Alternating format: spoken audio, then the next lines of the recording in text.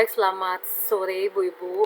Mohon maaf Ibu-Ibu ya. Jadi ini saya pakai video sedikit untuk menjelaskan literatur review dari hasil permintaan beberapa request profesi angkatan kedua gitu ya. Nah, karena Bandicam ini gratis Ibu, jadi maksimal itu 10 menit. Mungkin penjelasan saya agak sedikit dipercepat ya. Oke, untuk literatur review ya. Jadi saya mulai dengan literatur review dulu. Nah, gimana caranya melakukan literatur review? Kita klik di sini Google ya. Setelah di Google baru kita cari Scholar Google atau Google Cendekia. Nah, akan muncul seperti ini.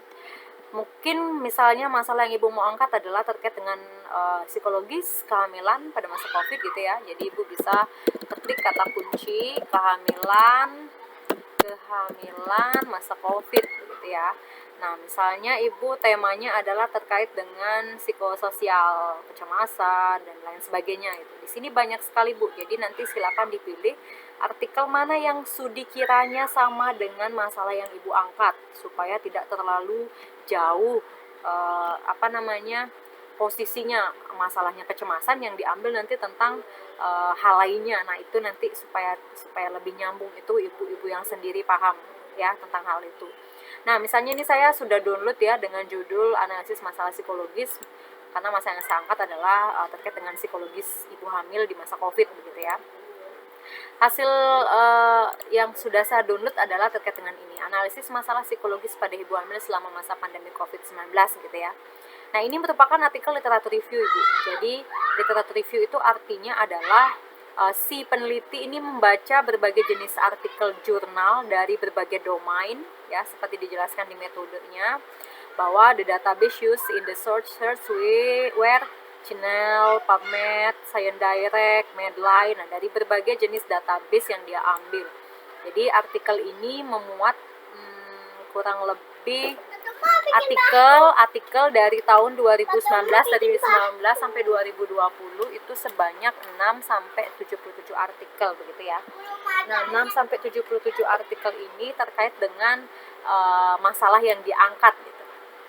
Satu contoh misalnya Ibu mau ambil beberapa kalimat dari hasil dan pembahasan yang ditemukan oleh artikel ini. Contoh dari sini ya, berdasarkan penulisan data menggunakan kata kunci sampai di virus ini rentan kelompok resiko tinggi gitu ya pada hamil, lansia dan anak-anak. Nah, ini bahasanya adalah seperti ini Bu. Jadi saya sudah buatkan parafrasenya, mungkin bisa kita lihat bersama. Nah, ini ya Bu ya. Ini saya hapus dulu. Parafrasenya ini terkait dengan kecemasan. Jadi gitu ya, kecemasan atau kesehatan mental keluarga yang dirasakan pada masa pandemi COVID gitu ya. Padahal umumnya COVID-19 ini lebih rentan pada yang resiko tinggi. Nah, jadi caranya memparafrasekan adalah tidak mengcopy paste kalimat ini Bu, walaupun Ibu mengambilnya di sini gitu. Tapi Ibu memparafrasekan dalam artian mengubah kalimatnya tanpa membedakan artinya gitu. Jadi kecemasan di waktu hamil pada masa pandemi COVID dapat mempengaruhi kesehatan baik mental ibu hamil dan keluarga gitu ya. Walaupun pada umumnya COVID-19 lebih berisiko pada kelompok dengan penyakit komorbid, lansia, dan anak. Nah, mungkin ini misalnya ya yang bisa dimaksudkan dari kalimat ini. Ini satu contoh parafrase. Dan parafrase lainnya itu berbeda Bu, tergantung dari individu tersebut memparafrasekan kalimat yang dia ambil tanpa menyalahi atau tanpa mengurangi arti dari kalimat tersebut ya. Nah, kemudian di sini Bu bisa lakukan sitasi, mungkin nanti siapkan saya satu waktu gitu Bu ya, untuk kalau Ibu mau misalnya belajar tentang bagaimana mensitasi melalui sistem gitu ya. Nah, kemudian Ibu bisa sitasi melalui Mendeley tentang artikel ini. Saya dapatkan artikel ini di sini Bu ya, di Henry Tuanisi. Ini menggunakan sistem Mendeley namanya untuk sitasi dari jurnal ya, untuk mempermudah pembuatan daftar pustaka begitu.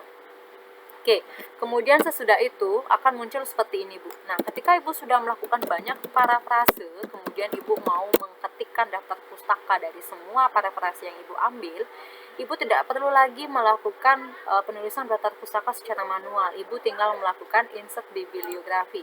Muncullah semua artikel-artikel jurnal, semua buku yang Ibu parafrasekan, yang Ibu ambil sebagai sumber dari di bagian latar belakang, tinjauan pustaka sampai dengan pembahasan nantinya. Seperti itu Bu ya. Nah, mungkin nanti kalau Ibu mau tambah lagi tentang ilmu ini, bisa nanti Ibu apa namanya tuh amprah Zoom Bu ya untuk proses nanti bersama-sama belajar dari sistem Mendeley ini begitu. Nah, kemudian plagiarisme lagi satu Bu ya.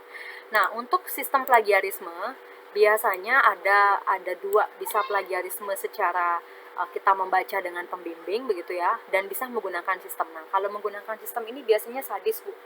Kalau kita mengcopy paste tok itu akan muncul kemerahan, diwarnain warna merah. Ya, misalnya seperti ini contohnya ya, saya lihat kanan seperti ini.